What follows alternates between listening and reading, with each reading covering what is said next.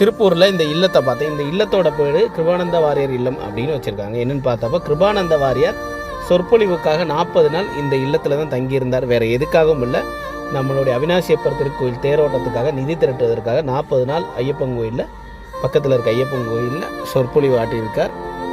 தெய்வ திருமகனார் கிருபானந்த வாரியார் சுவாமிகள் அவர்கள் தங்கி இந்த சிறப்பை செஞ்சுருக்கார். இந்த வீடு எவ்வளோ புண்ணியம் செஞ்ச வீடுன்னு பாருங்கள்.